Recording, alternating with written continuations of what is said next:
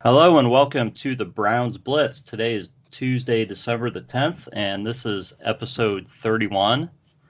The Browns did pick up a victory this week against the Bengals, but we're going to turn our attention to Clay Matthews Jr. and his bid for the Hall of Fame. We have a special guest today. Jennifer Matthews is on the show talking with us today. Jen, how are you? I'm doing well. I'm happy to be here. Thanks for having me.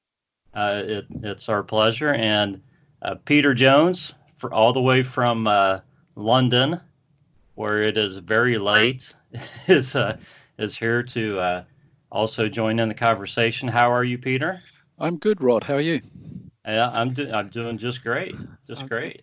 Really appreciate you having me on the show. Thank you.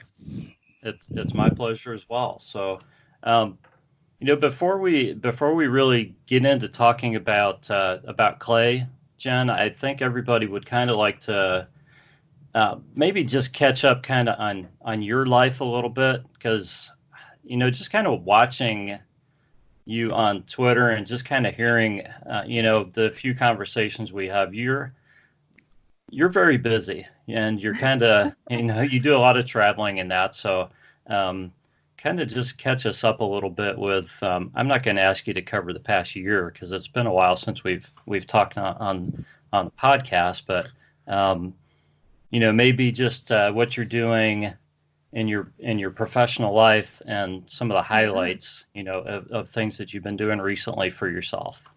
Yeah, I'd love to. I won't bore everyone with the year-long edition. We'd be here for like 4 hours. So I don't want to put anyone to sleep this early, at least. That's right. No, so gosh, it's been a crazy year, but I am working with a prison, a nonprofit that serves men and women affected by crime and incarceration. So actually, tomorrow night and the following night, I'll be spending the evening in a men's prison, bringing people in just to kind of serve and spend time with these men. And it's an incredible organization called Prison Fellowship.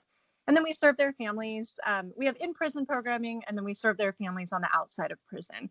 So I've been able to leverage a lot of my sports relationships with teams and pro athletes to kind of really help serve these kids. So we had done a football clinic in June with the LA Rams. We'll be doing a Christmas party with them. And then I'm talking to some other organizations about teaming up and just really kind of helping serve these inner city kids. So that's my main thing. And then SiriusXM renewed my contract and increased my role. So in addition to being, I laugh when I say a fantasy football expert, because I don't know if there is such a thing, but I guess that's what they call me, something like that. I don't know. So I call in and appear on multiple shows. And then I also record videos that appear in the app. So those are on camera, which takes me back to my TV days. So that's fun. And then just working on the Hall of Fame campaign with my dad, which I know we'll dive into, and the Ring of Honor and kind of all that went with that. And then just spending time with the family and then traveling. I love to travel, and I go on mission trips all over the world and work in children's orphanages and build schools and wells for clean water, and managed to squeeze in two trips to Europe. I spent a big portion of my summer traveling throughout Italy. I called it my Leave No Carb Behind tour. I ate my way through Italy, you guys, and it was magical, every moment of it. All the gelato, all the pasta, all the pizza. I was going to say that picture of breakfast you put out on Instagram was incredible. I was like, this is actually embarrassing. But anyways, I had to share because it was just so magnificent. Yeah, and then I went up to Austria and Germany, and then went to London in October for the Rams-Bengals game, and that was fun.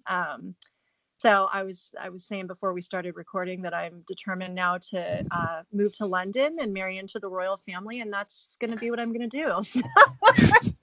It's all decided.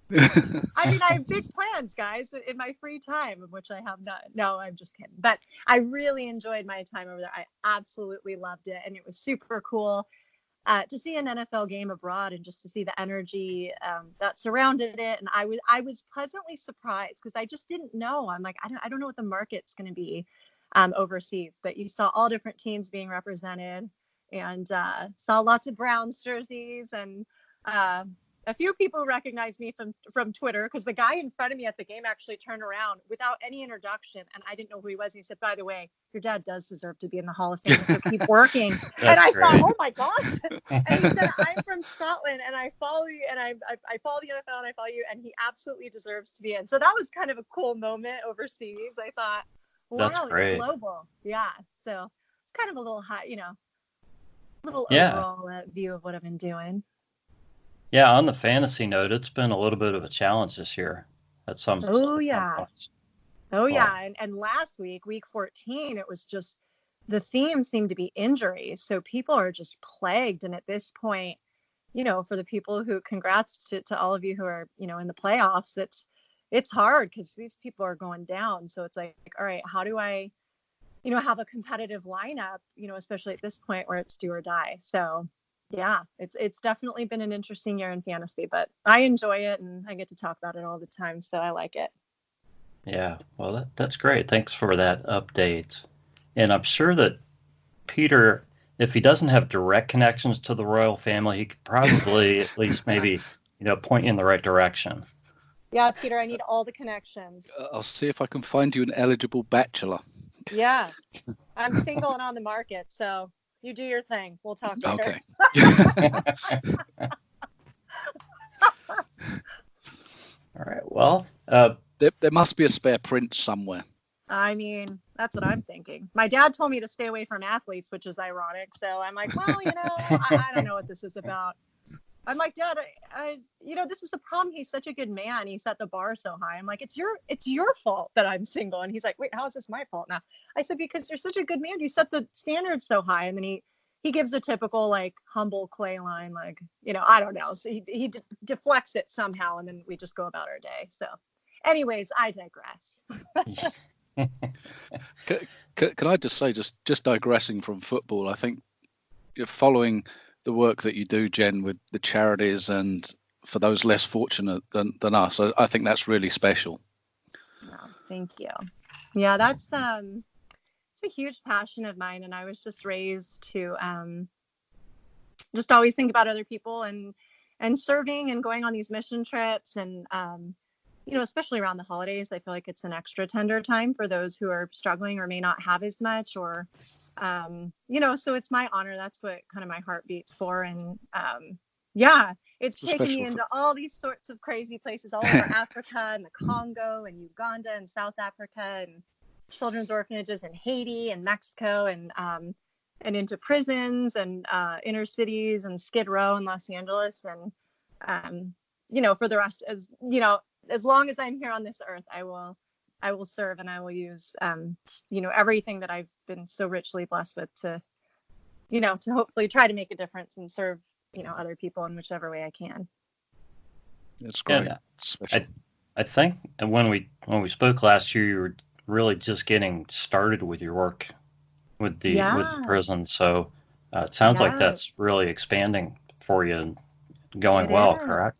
Yeah, it's going really well. And the sports side of it is fun too, just to kind of combine my two passions of sports and then serving and giving back, and just to kind of get some of the athletes and now these organizations and get them on board. And, I think there's so much negativity that's covered in the media, about professional athletes. And I'm not saying that doesn't exist, but there are a lot of good ones out there who are doing a lot of good things for their communities. And it's just been really encouraging and inspiring just to see a lot of these guys step up and really want to serve and, and use their platforms for good. So I'll do whatever I can to facilitate that. Yeah, that's great. Yeah, let's before we dive into the Hall of Fame, let's go back to the Ring of Honor ceremony when the Browns hosted the Rams on Sunday night, and just how special that was. I came up for that game.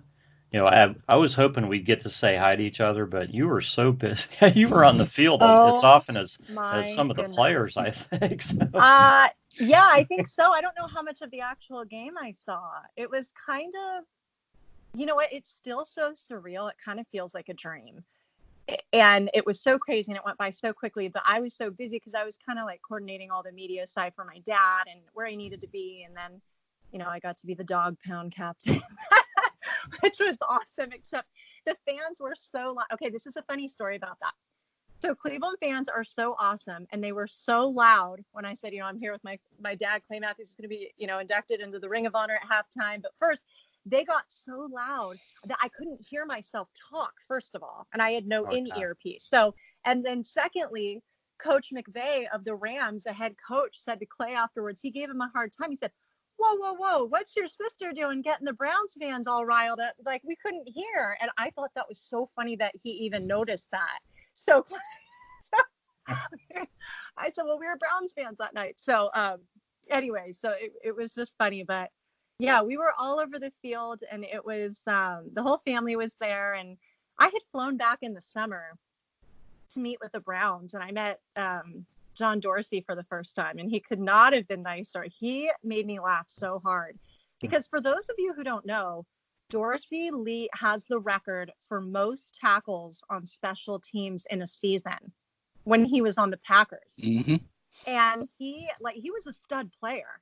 A lot of people forget that. They just think of him as a GM and like what he did in KC and all over. But he was so funny. I can't repeat all the words he said to me because there were a few bad ones in there, but he meant well. The gist of the message was, tell your dad he's a stud. Let's leave it at that. We'll leave all the expletives out. But I was sitting there, okay, I'll relay the message, probably in other terms, but I'll relay the message. And then he sent me home with one of the, his good old hoodies, or the sweatshirts that are not, at the bottom, they're wide. So he goes, oh, and give this to your dad. And then funny enough, I left some of my notes in his office. So I got a call on my cell phone, like an hour later, and he's like, Jennifer Matthews, please. It's John Dorsey. You left your notes in my office. I'll send them to you. And I'm thinking, what is going on? But, I had really hoped it would be that night so that my brother Clay could be there as well. And we were, the whole family was back in Cleveland, and it was just surreal. It was so fun. I will never forget that night for the rest of my life. It was amazing, just the whole atmosphere. And then as your dad was wrapping up and things were wrapping up, when your brother came back out, and kind of came up on stage and started speaking, that was tremendous. We couldn't have scripted that any better. It was kind of like a Hollywood ending, because I had asked Clay before the game, I'm like, listen, I know that the game takes priority, but if there's any way you can get out here at the very end, or if we run late or whatever, and he said, oh, absolutely, like, I'll do my best. So the fact that happened, although the funny thing was when they surprised my dad and had Clay on the video, and he made some comments about, well, hopefully we can make some halftime adjustments, all the fans started saying, boo. I was dying. But it worked out so well, and it was a special night for our family. It's our family Christmas card, is our picture of all of us in our Browns, in our number 57 jerseys. And I think the two moments for me throughout the weekend that my and the two that stood out to my dad as well, because he told me this, were one, when, as you mentioned, I had to be on the field a lot, and I was kind of taking my dad around because he had to do interviews, and then he had to be in one place to be interviewed live on the field, all these things. And when we were walking the perimeter of the field and the fans saw him coming, they were so loud. It literally, not to be dramatic, but it took my breath away. It took everything in me to not just fall apart and cry, because they were so welcoming and so warm. And they were just better than I even thought they could be. And I had high, expectations going in. And my dad looked at me and said, they're killing me, like, in the best way. He said, I'm speechless. Like, he really started to get choked up. Like, he's like, I didn't know they still cared this much, in the best way possible. And so that was one thing that just, I wanted to go around and hug every single fan and be like, thank you for welcoming my father, and for, supporting him, and for just being unbelievable fans, because my dad said I retired so long ago, they probably don't know who I am. And, Mr. Humble, Dad, I promise we do. I'm getting choked up. I'm getting choked up just listening to you talking about it. Oh, yeah. It literally, he just kept looking at me and going, oh my gosh. Like he didn't even know what to say. And then the second part was when they dropped that covering, the flag thing that was over his name and his name appeared in the stadium. He said it really hit him. And he said, I knew it was going to be such like a monumentous and unbelievable moment. He's like, but I could never have imagined it would be like this. And he's like, when they removed that and my name was there, I think we were all up on that stage and we turned around and it was just like I said, it just felt surreal. And that will forever be in Cleveland Stadium. And it was such a cool moment, not only for my dad, but for all of us, for my mom. They've been together since they were 18 and 19 years old. And just for all of us to come back to such an amazing city that we spent half of our childhood in, and to have these people, like I said, just welcome him with open arms and be so unbelievably supportive. It just gave me this quick preview of one day, whenever that is, Lord willing, it's this year, but when it happens and when he goes into Canton, like just knowing what will take place there when Cleveland takes over that city, because they will. I just can't wait. So.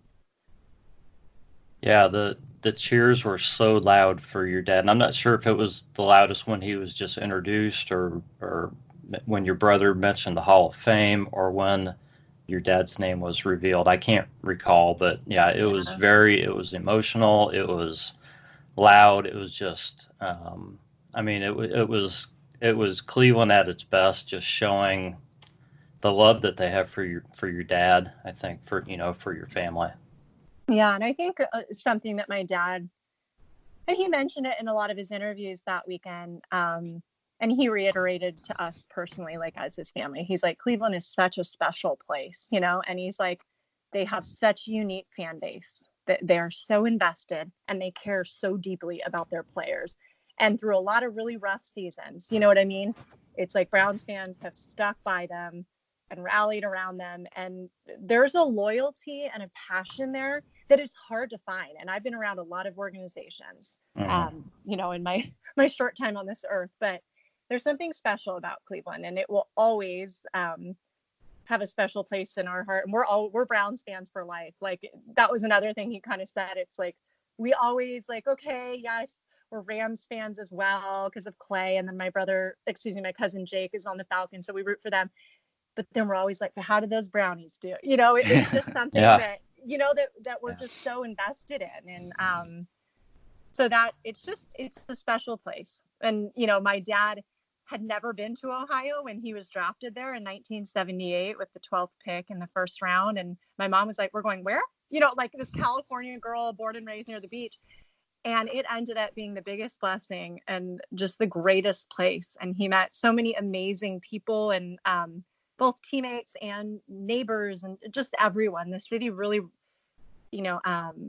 welcomed my family. And we felt that again at the Ring of Honor. And it was, like I said, I wish I could thank every single person individually because it was pretty magical. Yeah, so let's get into this Hall of Fame deal.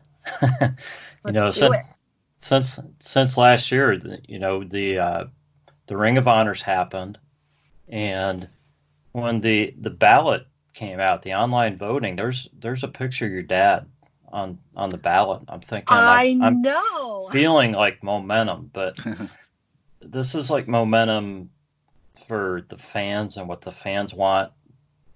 But what do we know about what's happening, with those voters behind closed doors? Does it, is this true momentum? On his fourth time, making it to this round, it feels different to me this time. What's your thought, Jenn and Peter? How do you feel this time around?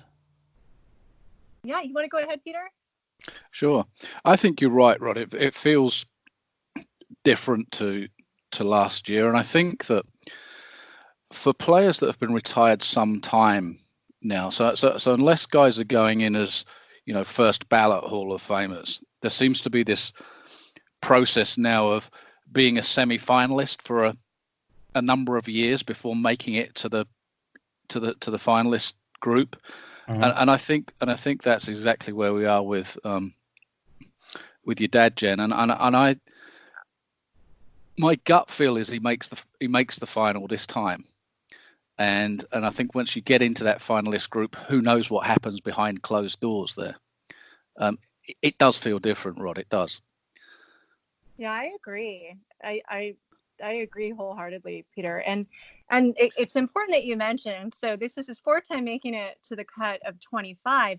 Now, up until they go to 15, it's all a vote by mail ballot. So the Hall of Fame voters are just voting on their own at home. So you're relying on them to do their due diligence on every single player, right? And my concern, people will be like, well, why do you feel like you need a campaign? I don't feel like I have to I don't really consider it campaigning. What I consider it is creating awareness of his body of work, because his body of work speaks for itself, and that is Hall of Fame worthy. And that, like, every single current Hall of Famer I've spoken to, from Anthony Munoz to Joe Jalamilear to Warren Moon to John Elway, like all of these some of the best players of all time are like, he absolutely deserves to be in the Hall of Fame. And media people. I saw Al Michaels when my dad and I were walking out onto the field at the Ring of Honor game, and he stopped and he said, it's way overdue that you're in the Hall of Fame. And I thought, okay, so I'm not the only one who thinks it. You know what I mean? It's that's pretty high praise. Yeah, so that's from pretty all these strong. people who hold so much weight, and so it's so important that he gets to the group of 15, because then the voters from the Cleveland market, which would be Tony Grossi and Mary Kay Cabot, then they can present, like, the appropriate media person in that market then presents their case to the voters. But until then, like I said, it's all vote by mail. And so I think once he gets in there and the voters are able to see his body of work, I think that's when it's a game changer. And all the voters I've spoken to, whether it's John McClain in Houston, Rick Gosselin in Dallas, Pete Doherty in Green Bay, obviously Tony Grossi and Mary Kay Cabot, who else have I spoken to? All of the other voters I've spoken to are like, he has my vote, so that's kind of like, that's the huge next step, is getting to that 15. And I believe once you get to that 15, at some point you will get in. It may not be that year, but the likelihood of you getting in, because people are then exposed to your full body of work, there's just more time to look at individual players. Yeah, I would 100% agree with that. It's become a process. It really has. Yeah. And a more difficult process, like I say, for those guys that didn't get in on their first ballot, it becomes a more difficult process. I mean, I know that it's not quite the same circumstance, but you just have to look at Jerry Kramer with the Packers. And Jerry retired 51 years ago. So it took him 50 years to get into the Hall of Fame, and he suddenly didn't become a better player last year than he was 20 years ago or 30 years ago. Yeah. And nothing changed. Nothing changed, but the publicity. It's unfortunate in a way that has to happen, but you have to get that message out there. You have to get people to go and look at the body of work to understand the player and how great a player he was. And it just feels like this is the year that your dad's going to get to the final. And then, like you say, I think that once you're in that final 15, I think your chances are very good. Yeah, and Jerry Kramer is such a good example. He had such an incredible body of work, and he was so long overdue. And I got connected to Alicia through the Packers, and she is just an incredible human being and has offered lots of support and encouragement, because she knows what it's like to be the daughter of of the player, and that they belong in there, and beyond me, to take me out of it because I'm his daughter, but all of the people who've come alongside and said, yes, I will give a testimonial. Yes, he needs to be in there. Yes, I will make a phone call on his behalf, whatever it is.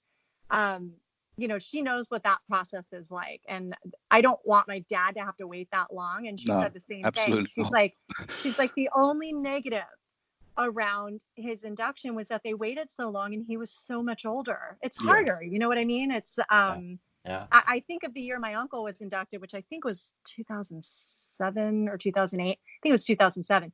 And Gene Hickerson from the Browns was inducted that year. And my heart broke because he was absolutely worthy, but he was struggling with dementia. And I don't even think half the time he fully knew where he was. And that, I'm like, that's the problem with the system. You know, I'm like, you can't wait this long to, you know, for deserving players. They should be put in earlier. But, you know, it is what it is. And it definitely, Peter, as you say, is a process. And I do feel a different sort of momentum this year. And yeah, so, I mean, we'll see. All I can do is kind of try to get the information out there and educate, you know, and the voters as well as I can. And then, you know, just trust that it will happen. Yeah, so let's go over the case. Let's do it. Let's get to numbers. For all the people let's get to the numbers. Enough of the fluff. The numbers are undeniable. For the stats, people. Yeah. Let's do it. Let's just blow people away with the numbers. Yeah. So, you want me to mention some of the numbers, or do you have those in front of you, John? I can do it. I know. You have them all in your head, don't you? Well, this is the thing. Yeah. I feel like I could recite them in my sleep, like I dream of them. Yeah. Well, I mean, first of all, you look at he has 278 games played. That's number one at linebacker in NFL history. He has 1,561 tackles. That's number 3 in NFL history. And if I'm not mistaken, the two people in front of him were both middle linebackers, who just tend to get more tackles because they're on the inside. He has 248 starts at linebacker, number 1 in NFL history. Now remember that sacks weren't an official stat until 1982. So what I did was I went to the Browns and I said, what were his sacks from 78 to 82? And that total number from his rookie year until the end of his career was 83.5 sacks. He had 27 forced fumbles, 14 fumble recoveries, 16 interceptions. He's in the University of Southern California Hall of Fame. He's in the Browns Ring of Honor. Like, the only thing that's left is Canton. And it's like I'm working with this guy, Scott Mayberry, Rod, you know Scott, and he's put together these graphics and been so helpful. And the more I looked at them, and the more we kind of broke down the stats, I'm like, this is unreal. So it may be hard without the graphic in front of you, but just like roll with me, guys. So like impact plays, okay, those would be considered sacks, interceptions, forced fumbles, and fumble recoveries. If you look at the top linebackers in the 80s and 90s, Ricky Jackson, Lawrence Taylor, Derek Thomas, Andre Tippett, Ray Lewis, Junior Seau, and Derek Brooks, every single one of those has been inducted into the Hall of Fame, with the exception of my dad. And my dad is number 4 on that list out of all those guys, 4 out of 8. And he's the only one not in. And when I look at his career, I'm like, okay, he could play in the 3-4. He could play in the 4-3. And for the majority of his career, and especially at the beginning, he was asked to drop into coverage all the time. And even my Uncle Bruce said it, because he used to play against him, being on the Oilers. He used to play against him twice a year, every year. He said when they finally let my dad loose, he was like unbelievable. Like sacks were coming left and right. And I think I'm just going to interject there. I think that's a case that you can't overstate. That ability to play outside in the 4-3 and then play outside in the 3-4.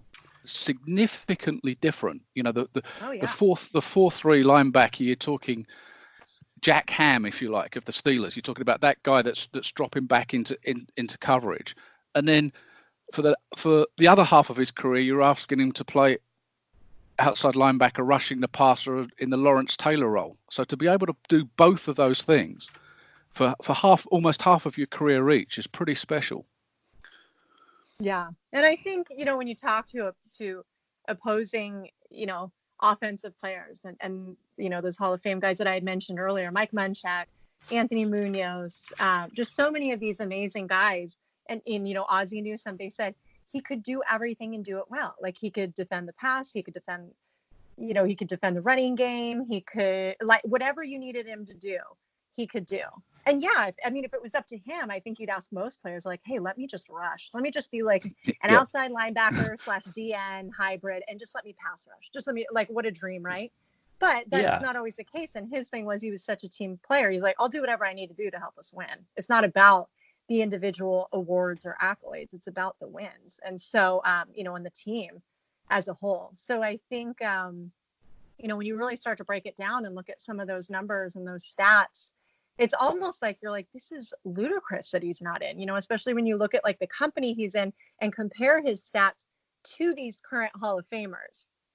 My point in releasing those stats is to show that he is comparable, if not better, than a lot of those guys. That is not to downplay their bodies of work. This is to say, look, against the greatest players of all time to ever take the field in the National Football League, he is right there, if not better.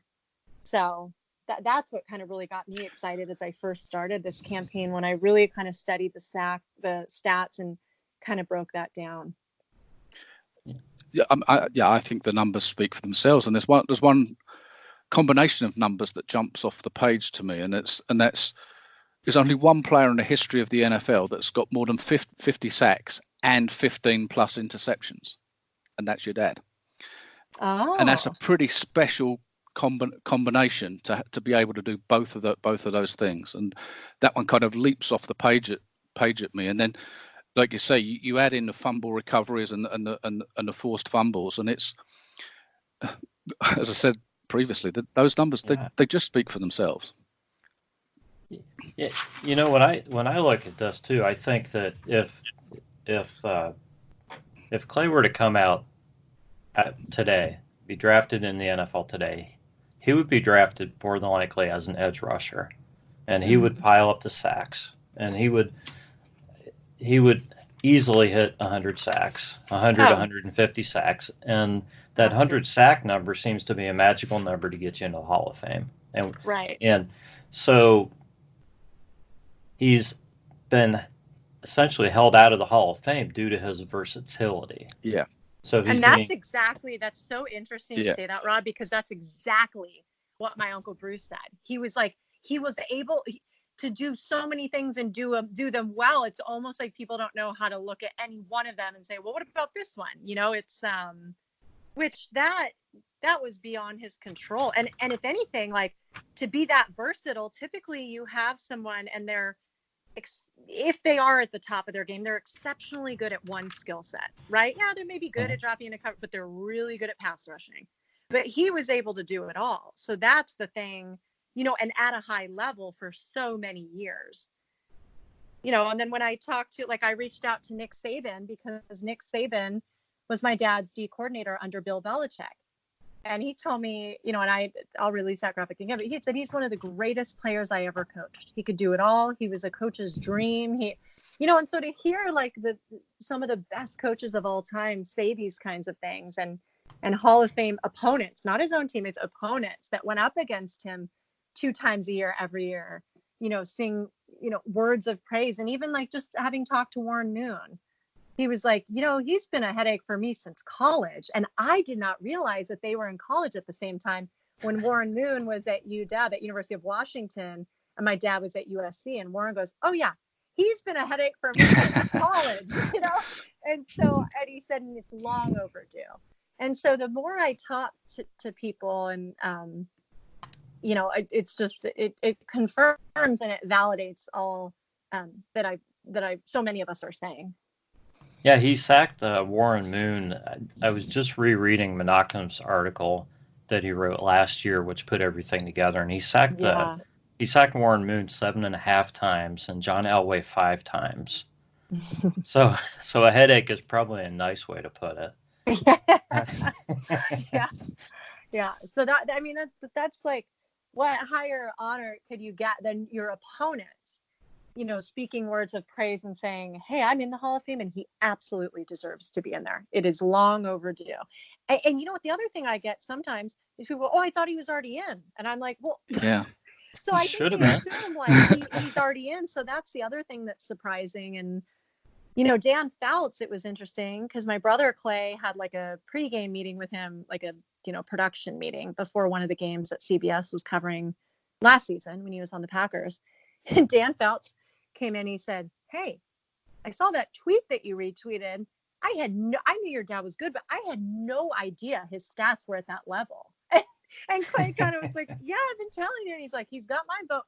So it's interesting that, some people just aren't even aware. And so that's like, I just want to create awareness. Like I said, his body of work speaks for itself. It'll get him in. But I think a lot of people have forgotten, because he's such a humble man. He's not out in the media talking about himself, showing up here or there. He's just like a good, solid man who loved to play football. And, he'll never talk about his career or his body of work. I mean, I'm sure you got the gist of it from his Ring of Honor speech, and if you heard any of the interviews he did that weekend. I don't think he stopped talking about his teammates. That's all he talked about was his teammates and how good they were. And he said he almost felt like it wasn't right to accept an individual award in a sport that is so team-based. He said, because I wouldn't be here if I wasn't standing on the shoulders of my teammates. And, and so that's just who he is. He's inherently humble, and he's, I think that's another reason the city of Cleveland really embraced him. He's just like a good, solid, like humble blue collar guy. You know what I mean? He's not flashy. He plays hard. I mean, he played, not plays. He's retired. He played hard, but he, off the field, he's just like a normal guy who goes to work and doesn't talk about it. And, just shows up and is reliable and consistent. And, there's no like Hollywood or drama there. He's just, and so. I remember watching, I think it was Tom Jackson, the old Denver Broncos outside linebacker, who played similar time probably to that. He used to do a show on ESPN or Fox, one of the channels. And he had this great line, and he used to come out with it quite often, that greatness needs no self-promotion. And that's how I feel. That. And that's how I feel. Hey, from the little I know, from reading about your dad and from hearing you talk about him, that's how I feel about your dad. Well, and that's who he is. I mean, like through and through. I mean, he's just like, my brothers and I call him old school. Like, it's like our nickname. We're like, he's so old school, because and unfortunately that's now like, it has to be an old school thing, but he's super humble. He's super salt of the earth. He doesn't look at himself any differently than any other person. He's like, I had a job because I was lucky to do something I was incredibly passionate about, but I wanted to be the best and I wanted to win. And I love the camaraderie with my teammates. I think that's the thing he misses the most, is being out there competing with, kind of these, they become a second family. It's like you're with them, you're going through the trenches with them. And, I at times, to be completely honest, I've worried that his humility has hurt him, but I wouldn't change that, because that's who he is. Yeah. And when he does get in, it will be, what a wonderful example, right? How refreshing to see someone who's achieved that much by worldly standards, yet remained so humble and so grounded and unaffected. That's right. So let's talk about just a little bit about the teams he played on and the number of Pro Bowls, as far as an argument against him getting in, because people will bring this up, that he played for 19 seasons and he only made 4 Pro Bowls. Right. The interesting thing was, in 1984, I don't have all those specific stats memorized, but in 1984, which was one of his best seasons, he did not make the Pro Bowl. And he led the team. I'd have to look this up, but he had like out of this world stats. But Pro Bowls have to be honest, they've come to like really not mean as much as in other sports. Like, as far as, you look at like the NBA All-Star Game or MLB All-Star Game, it's just a different. And you've seen it, especially in recent years, it's kind of really losing steam, and they're really trying to kind of save that whole process. But a lot of that also is dependent on whether you're on a good or a bad team, and how that team is performing. And there were years when Cleveland was doing very well, and they were, going all the way to play against Denver and coming up just short, and we're so close to going all the way. But there were also years that were some tougher years that he played through in Cleveland and then in his last 3 years in Atlanta.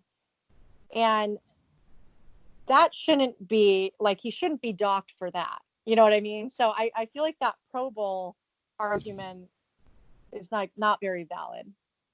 Yeah, I think there's a couple of things. First of all, the 4 years that he made the Pro Bowl, the Browns made the playoffs those 4 years. And it's important, and I don't have the names in front of me either, but there were a lot of great linebackers playing when your dad played. Yes. I'm sure Peter can probably fill the names in better than I can, but a lot of guys made the Pro Bowl year in and year out. So it was tough to crack that lineup too.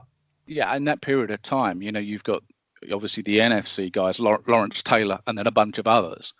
John Anderson at the Packers never made a Pro Bowl, and that guy was a tremendous player. Unbelievable. Yeah.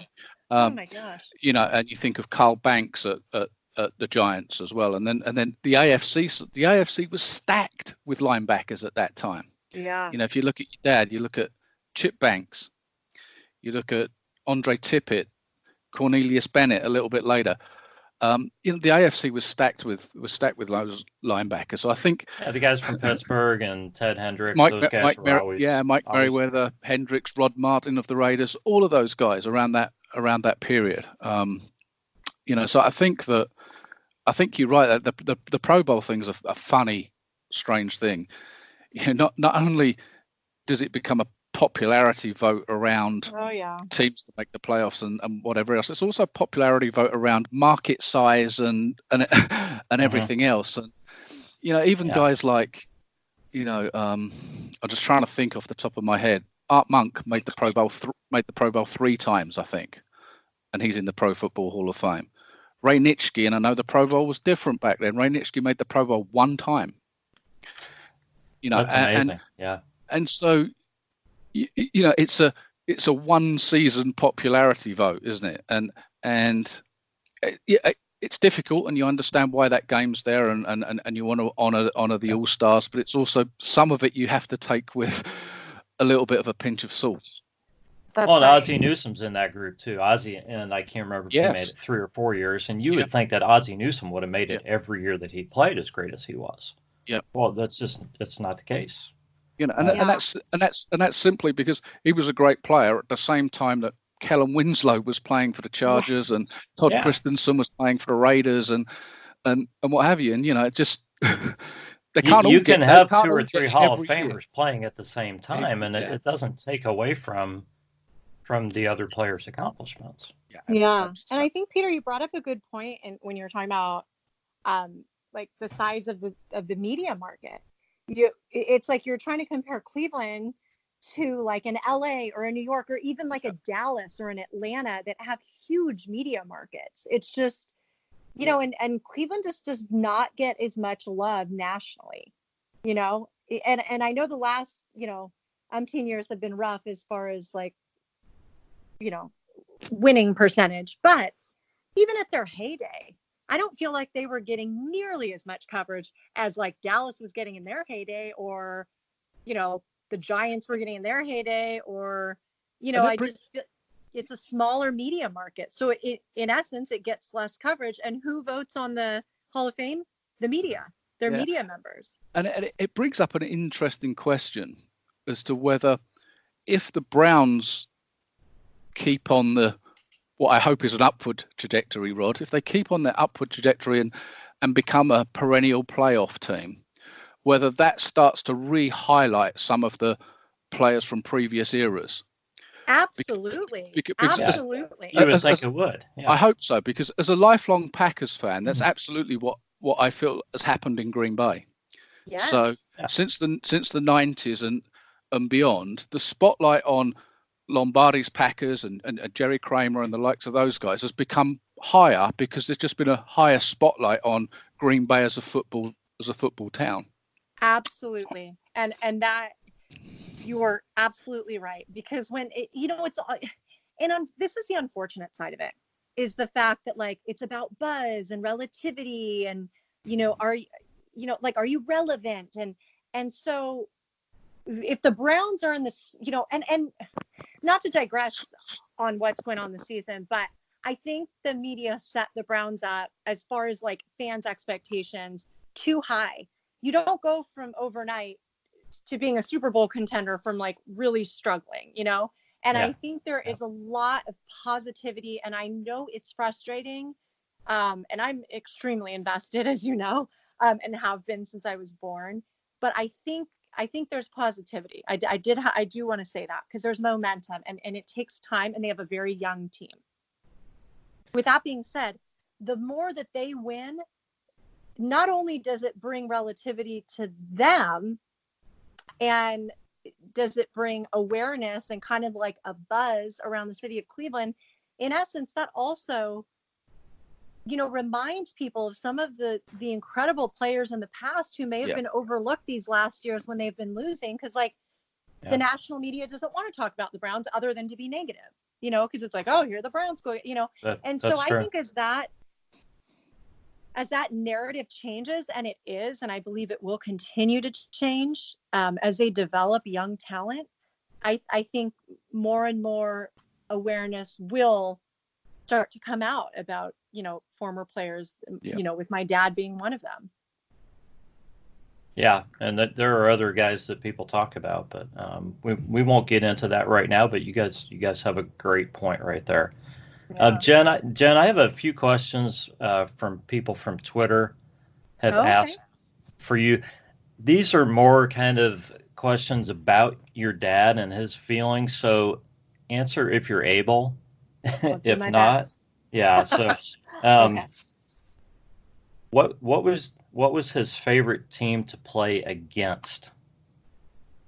Ooh, that's a good question. You know what? I know now. It would be the Houston Oilers, and that's because he got to go up against his brother twice every year. Oh, yeah. And he said, it was almost like there was something extra special, because they were both in the AFC Central at the time with the way the league was structured. He said it was extra special, almost felt like Super Bowl level. And he said they both said they each took so much pride in the fact that the game planning leading up to that game very often centered around each other. So like Bruce said, the Oilers would always be like, all right, we've got to contain Clay Matthews. Like, we've got to get him here. We've got to pay attention. Someone's got to be aware of where he is. We've got to double team him.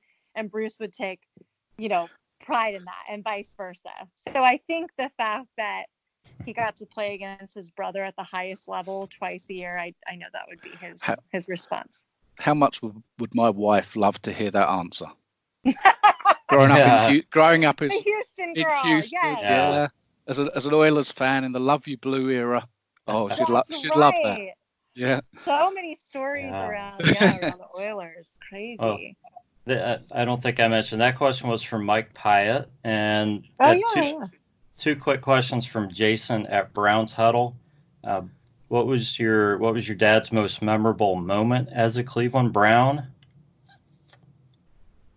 That might be a tough one for you. Not sure. Yeah, you know what though? I mean, I have to believe that if not at the top, right there near the top, is his interception of Jim Kelly on the goal line to seal that win.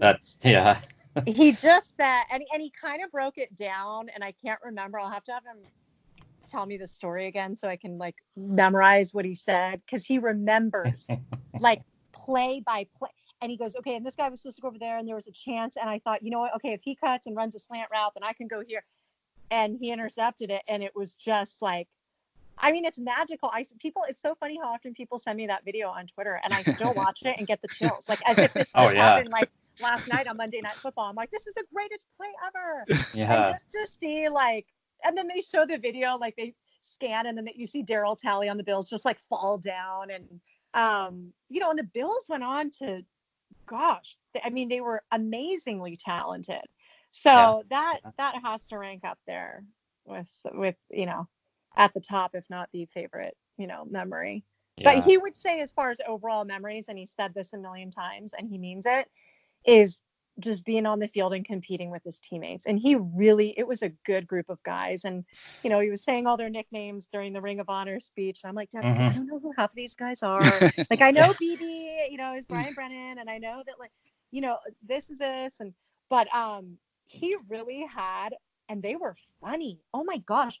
At the Ring of Honor, it was like, first of all, a lot of these players have not seen me since I was like in 7th grade. So they have me stuck in like 7th grade. And I'm like a full-grown adult now. I'm in my 30s. It's like, so it was so cool to see like Kevin Mack and Eric Metcalf and Hanford Dixon and Bernie Kosar and all of them who came out. And they just like, there was the camaraderie. There's the camaraderie that exists in the NFL that you hear all the guys talk about it. And that, like, those Cleveland teams, especially in that era, Bernie, Kevin Metcalf, Webster Slaughter, all of them, those are his greatest memories. And it's so funny because they get back together, and even if they haven't seen each other in like 5 years, they pick right up where they left off. It's the oddest thing, you guys. It's like they'll go back to like inside jokes and like, oh, remember that one play and you did this and he came off, and then like, remember the D coordinator was yelling at him, and we were like, I don't know, it is. Or like a family. Right. Yes. Or like a family. Yes. Yeah. And they just pick right up where they're like grown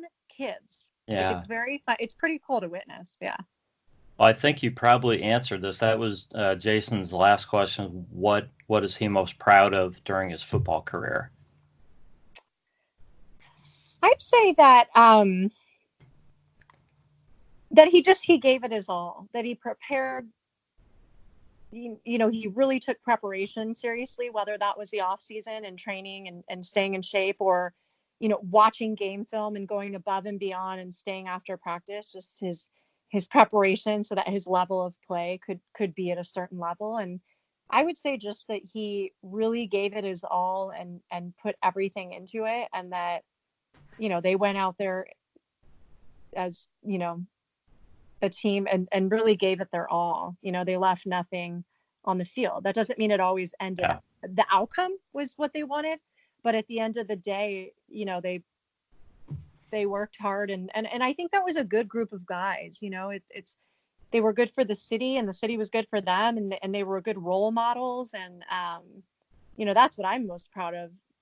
With my dad, just the way he conducts himself, the way he treats people, the way he carries himself, because ultimately the earthly accomplishments come and go, and those fade, and really the way you treat people and what you do with your platform, is something that he exemplifies very, very positively, and that's an incredible thing. Yeah, definitely. So the Hall of Fame, things are a little bit different this year. We have there's going to be 20 people going into the Hall of Fame this year. So it's still going to be 5 players from the modern era, 10 senior inductees, 3 contributors, and 2 coaches. So do you guys really feel like that's going to make a change for this year for Clay, or is it something that could conceivably just kind of open things up down the road?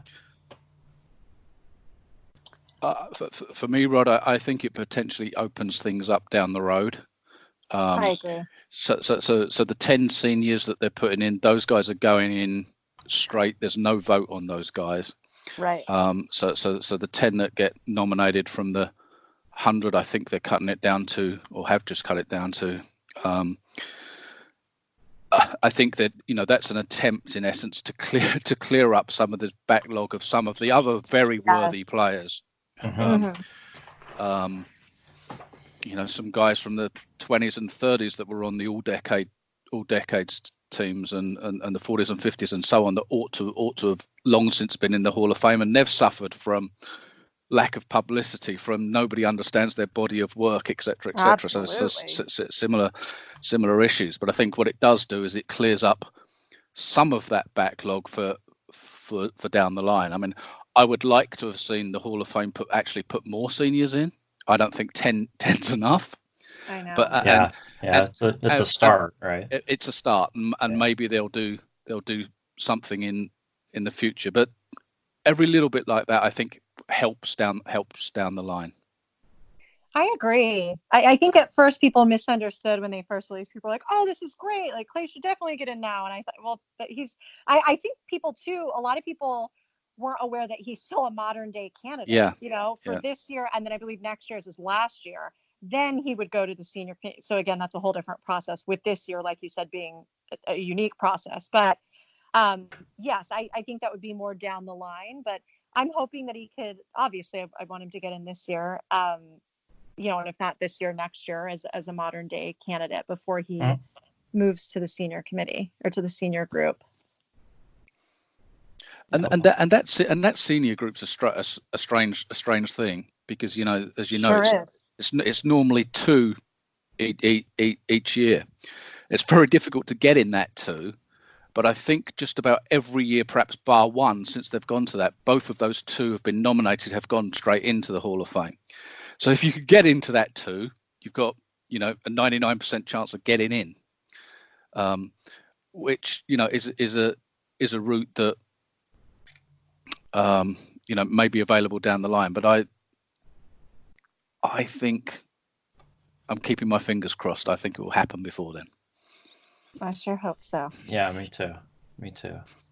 So Jenn, what can the fans do most, to help out, to show their support and help to make this happen? Yeah, that's a great question, and I get asked that a lot. Ultimately, the voters hold all the weight. And so I think at this point, as I'm in this push to really release a lot of the comparison graphics and testimonials, honestly, retweeting and then tagging voters. I've put the link to the list before, but that can be found on the Pro Football Hall of Fame website, and it'll show you the voters and then what their media market is and what, who they work for. So honestly, at this point, that's the best way, is reaching out to voters, because they're the ones who hold all the weight, at every stage of this process. So, whether it's forwarding graphics or articles, because there are things out there that I'm not even aware of, articles that are written. So I guess it would just be, contacting the voters and retweeting and tagging them and just helping kind of create awareness, as I said, which is my ultimate goal for these voters as to my dad's body of work. And then the voting on the website,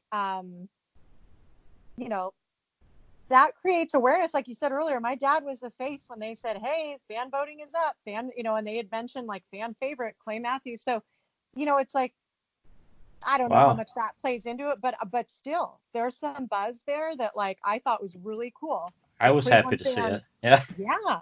I thought, hey, well, they're taking note, and we'll see. Yeah, we'll see kind of how that happens. But I would just say, contacting the voters, tagging the voters in that list. I can release that again, like on a link on Twitter, but that's on the Pro Football Hall of Fame site. So just contact those voters and encourage them. Yeah, that's a great idea. So, and if anyone has relationships with, former players, specifically Hall of Fame players, and they would be willing to give a testimonial, that is another thing that would be huge for me, because I don't know all of them. I mean, I don't even know a handful of them. So I'm doing my best, but, I'm one person. So it's like, if anyone out there has a connection and can get like a quote about my dad's body of clay, or why he deserves to be in the Hall of Fame from obviously current Hall of Famers hold the most weight, and then also people who just other star players would probably come second, or coaches trying to get to Bill Belichick. So yeah, if anyone has connections for testimonials, that also holds a lot of weight with the voters. Excellent. Yeah. Peter, do you have any final words about Clay Matthews Jr. and the Hall of Fame? I just want to say, as somebody that didn't grow up as a Browns fan, I looked up to 2 players growing up, Earl Campbell and Clay Matthews Jr. Wow. And Earl, has deservedly been in the Hall of Fame for a long, long time now. And Clay Matthews Jr. should be there, take his rightful place. and it should happen as quickly as possible. And the numbers support it. His versatility, his durability, everything supports him being there. And we just keep our fingers crossed, Rod and Jen, that it will happen soon. That's some good company to be in. Earl Campbell is a stud. Yeah. I'm like, Dad, how did gosh. he goes, that man was so strong and so powerful. And those thighs. Those oh thighs. My gosh. I mean, I think they're like I'm the size of one of his, like my entire body is the size of one of his quads. He's just unbelievable. Yeah. And again, but because he played before all the social media and just media in general being as big as it is now, people I don't think the people who watched him did, but kids and younger people today don't realize he was a stud. And that's amazing. That's a good reminder to me. I got to reach out to Earl. That's a good. That'd be a great one to get. Yeah. Well, and go ahead. I was going to say it's very interesting. I'll get into discussions on Twitter about who the greatest running backs are and so forth, and I get people who don't know how great Walter Payton was. I'm like, oh my gosh, you need to watch some of his video. They're like, well, I never saw him play. So that's the problem is you have like younger and even some of the media voters, like they didn't see some of these guys. They didn't, they weren't around for their careers, so that ends up hurting them with the Hall of Fame. And that really sums it up, doesn't it? If people don't know who Walter Payton was, but they don't know how great Earl Campbell was, and he truly was. It's a difficult job to then make sure that all of that publicity and all of that stuff's out there about your dad, Jen. It's hard. Right. That's right. Right.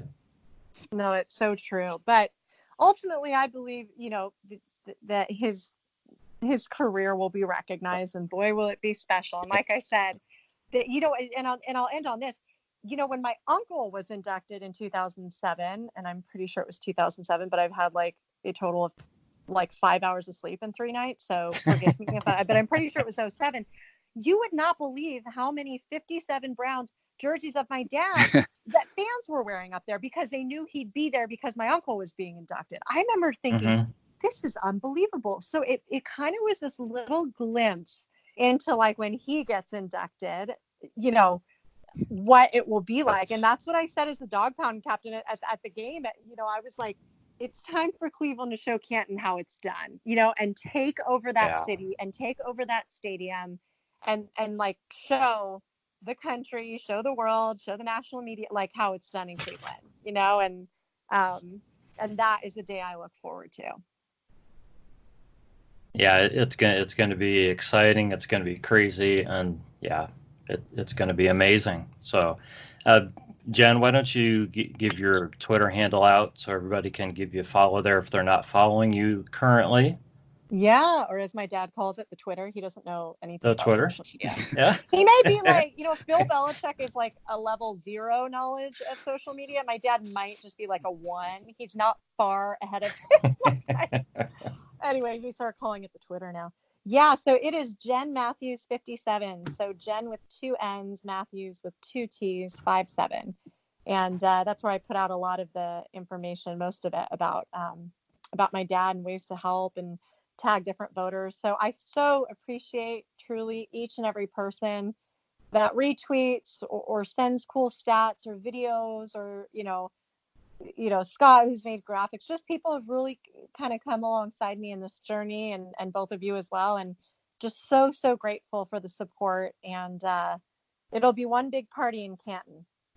It's going to be great. And Peter, people can find you at the _IT_ hedgehog.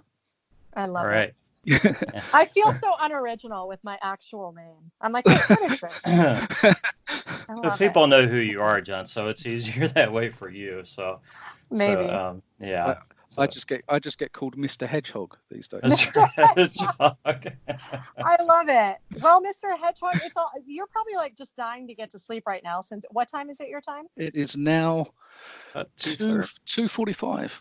You guys, this is a perfect example of how passionate and knowledgeable and unbelievable just the support has been just, yeah, this is a perfect case in point. That's all I can say. And Rod, you're amazing. Thanks for your support and thanks for coordinating this. I love getting together with you guys to talk about this. So Thanks, Jen. Thank you so much. Thank you. It's been a lot of fun. You guys can follow me at CLERodB, and I am going to try to retweet the article that Menachem put out a year ago so that people can look at that again. That was and great. I want to thank you, Jenn, and Peter. This has been a lot of fun. I think I could probably do this every week, talking about your dad, up until he gets in the Hall of Fame. So, well, hopefully that's sooner than later, and then we can just party it up in Canton. That's right. That sounds good. All right, guys. Thank you so much. Thanks, guys. You're welcome. This has been the Browns Blitz.